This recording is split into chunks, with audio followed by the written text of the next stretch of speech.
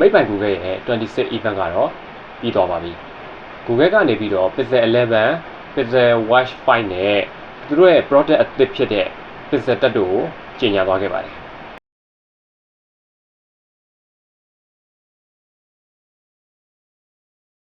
Welcome to the Morita တင်ပါ Pixel 11 ကတော့ထူးခြားခြားဘာမှတော့ပြောင်းလဲသွားတာမရှိပါဘူးခုနှစ်ကအတိုင်းပါပဲဒါပေမဲ့ Pixel 11 တိတာအောင်လို့ကင်မရာဘားလေးကိုတော့ချိန်ပေးလိုက်တယ်အရင်ပြောင်းလဲသွားတာလည်းမဟုတ်ဘူးမပြောင်းလဲသွားတာလည်းမဟုတ်ဘူးပေါ့ကန်ရတာဟန်ဖီလင်တစ်မျိုးရလိမ့်မယ်လို့တော့ထင်တယ်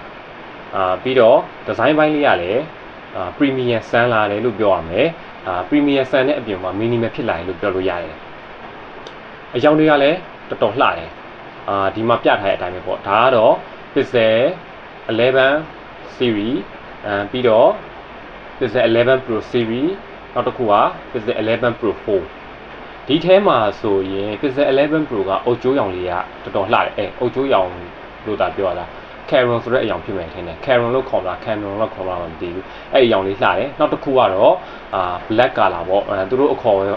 ဝေါ်ရဆိုရင်တော့ Obsidian matte ဆိုတဲ့ color လေးဖြစ်တယ်ဒီ color ကသူက iPhone ကဆိုရင် iPhone 50 iPhone 16 က iPhone 15 iPhone 16 က black color လေးနဲ့တော်တော်ဆင်တယ်ပြောရမယ်တော်တော်လေးကိုလှပြီးတော်တော်လေး unique ဖြစ်တယ် hardware အနေနဲ့ဆိုရင်တော့ Pixel Glow ပါလာတယ်မထွက်ခင်တုန်းကတော့ Pixel Glow ကိုတော်တော်လေး high နေခဲ့တာထွက်လာတော့မီးလင်းနဲ့တာမန်မီးလုံးတစ်လုံးပါပဲဒါပေမဲ့ तू ကတော့အယောင်လေးပူဆုံးတယ်သူ့ရဲ့ future ဘာလဲဆိုရင်တော့ Gemini သုံးရင်တော့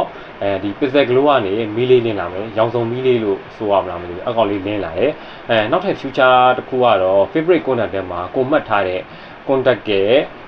contact ကဖုံးလာရင်သူကအဲ့မီးအရောင်လေးပြပြရောအဲ့ဒါတော့ကိုကြိုက်တဲ့အရောင်လေးထားလို့ရတယ်အနီရောင်ထားမှဆိုအနီရောင်လေးလင်းတယ်အပြောင်ထားမှဆိုအပြောင်လေးလင်းတယ်ဒီလောက်ပဲတခြားဘာမှထွေထူးတော့မရှိဘူးနောက်ထပ်ထူးခြား feature အနေနဲ့ဆိုရင်တော့ဒီ Google Pixel 11 မှာကတော့ Touch to Share ဆိုတဲ့ feature လေးပါလာတယ်အဲ့ Touch to Share ဆိုတဲ့ feature ကသူက Google Pixel 11နဲ့ရမှာမဟုတ်ဘူး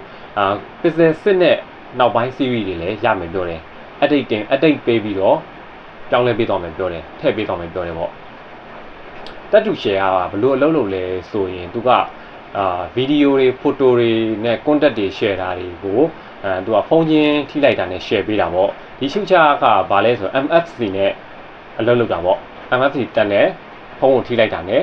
share ပေးလိုက်မယ်ဒီလောက်ပဲနောက်ပြီးတော့11 series မှာသုံးပေးထားတယ်Tensor G6 ဒီကောင်လေးက2 nanometer architecture နဲ့လာတာ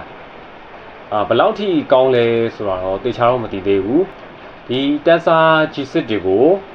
TSMC ကနေထုတ်လုပ်ပေးတာ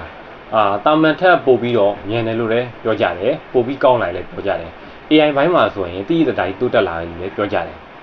နောက်ထပ် product တစ်ခုကတော့ Pixel Watch 5ပဲဘာကွာလဲဆိုတော့နှစ်ကနဲ့အတူတူလောက်ပဲ Pixel 4နဲ့ဘာမှတိတ်မကွာဘူးပို့ပြီးတော့နည်းနည်းလေးကောင်းလာပဲရှိမယ်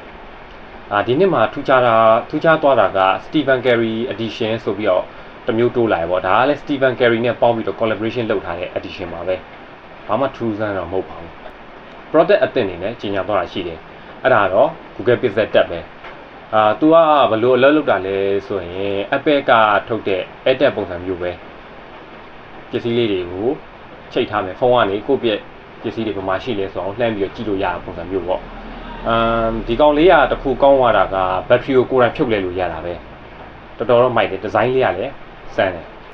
ဆိုတော့ Google Pixel event ကဒီလောက်ပဲစိတ်ဝင်စားဖို့ကောင်းတာဆိုတော့